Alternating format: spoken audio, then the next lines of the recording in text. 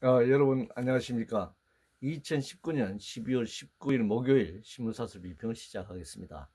먼저 삼성 관련된 사설입니다. 조선일보는 삼성에도 민노총 들었으면 세계 1등 유지되겠나라는 제목의 사설에서 노조 설립 방해 혐의로 기소된 삼성그룹 전현직 임직원 32명 중 26명이 유죄 선고를 받았다라고 말하고 있습니다. 매일경제신문은 삼성 노조와의 임원 구속 쇼크, 노조 투쟁 방식도 정상화돼야 한다 이렇게 주장했는데요. 삼성의 무노조 전략에 따른 거대한 불법과 범정의가 초점인데 왜 민주노총을 끌어들일까요? 삼성의 아이로 등 국제노동기준과 헌법 그리고 노동관계법 위반이 핵심인데 또 왜 노조 투쟁 방식을 문제 삼는지 모르겠습니다. 노조도 인정하지 않은 삼성인데 무슨 노조 투쟁을 시비 걸 수 있겠습니까?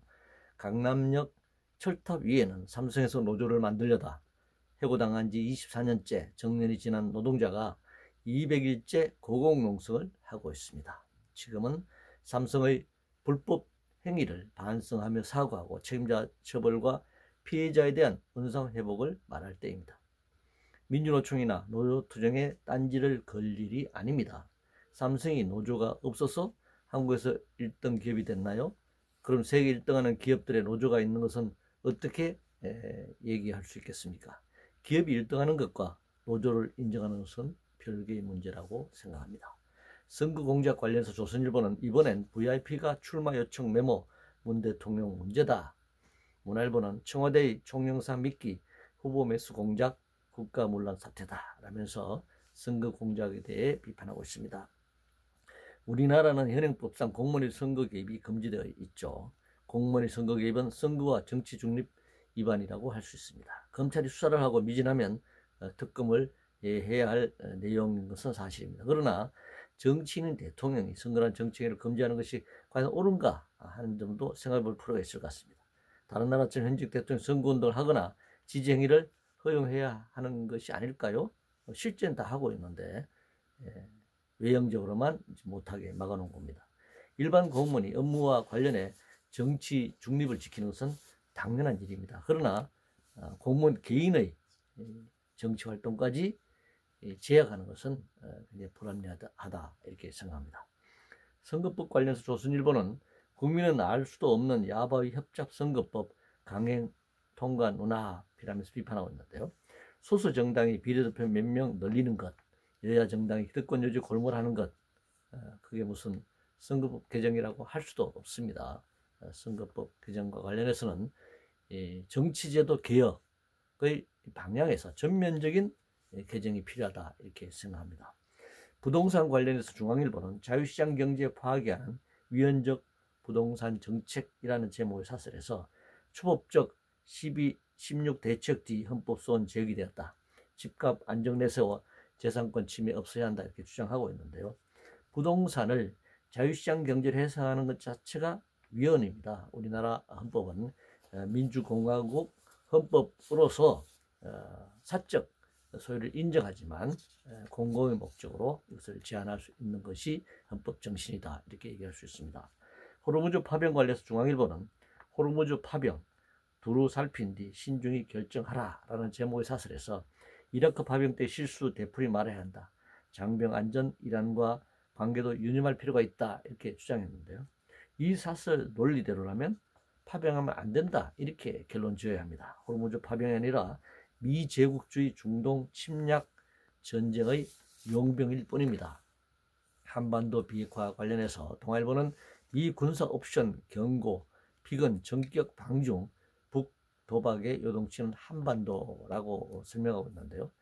다시 원점으로 돌아가야 합니다. 북미 협상의 시작은 빅딜 협상입니다. 북미 간의 빅딜 협상이 이루어지지 않음으로써 발생하는 문제라는 점을 분명히 인식할 필요가 있습니다. 북한의 도발로만 성격 지울 수는 없는 문제입니다.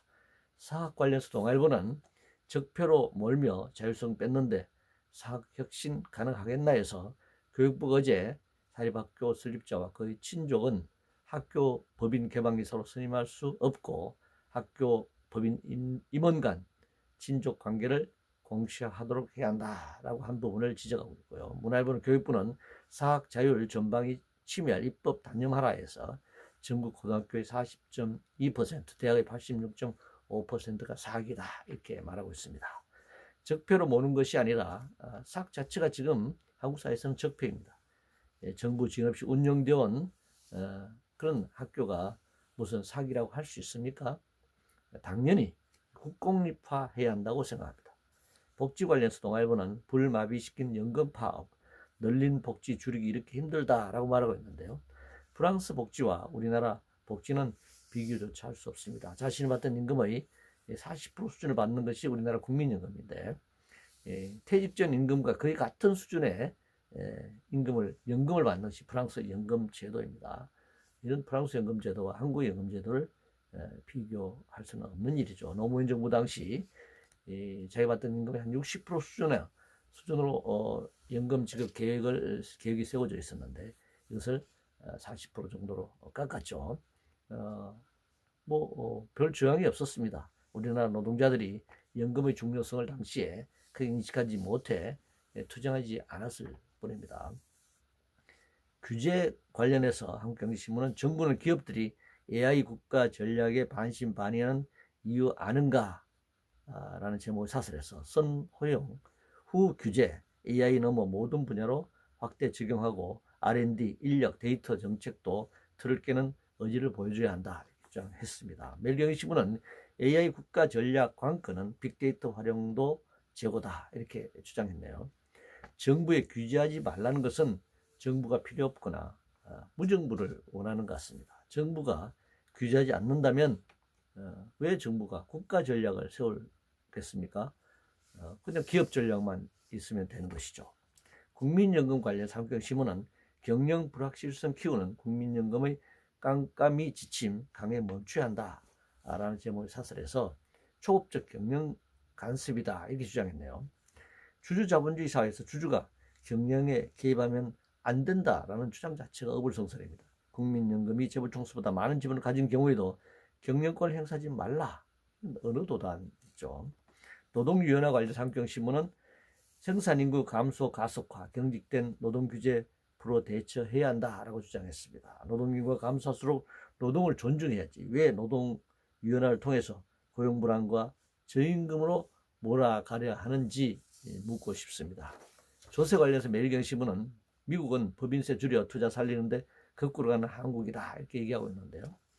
2차 대전 후 전후 세계 경제가 노동자 고용 안정, 국민복지, 자본의 적정 이윤을 통해 고도 성장을 유지할 수 있었던 그런 상황에서 미국은 고소득자에게 무진소득세 90%를 적용한 역사가 있습니다. 70년부터 시작된 미국의 신자유주의 정책이 오늘날 이런 노동시장 유연화를 가져왔고 빈부격차를 확대시켰고 부자들에게 세금을 깎아주면서 결과적으로 경제가 활성화되는 것이 아니라 경제가 더 공황 상태에 빠지게 되었다라는 점을 인식할 필요가 있습니다. 성장 관련해서 문화일보는 반성장 정책 고집하며 성장률 높이겠다는 문정부 허언이다 이렇게 비판했는데요. 정부든 정부를 비판하는 세력이든 지금 시기에 성장만 주장하는 것은 자본주의 체제의 문제를 떠나서 현 시기 세계 경제 상황에 대해서 무지하거나 상대를 공격하기 위한 일방적 주장일 뿐이다 이렇게 생각합니다. 이상으로 2019년 12월 19일 목요일 신문사설 비평을 모두 마치겠습니다.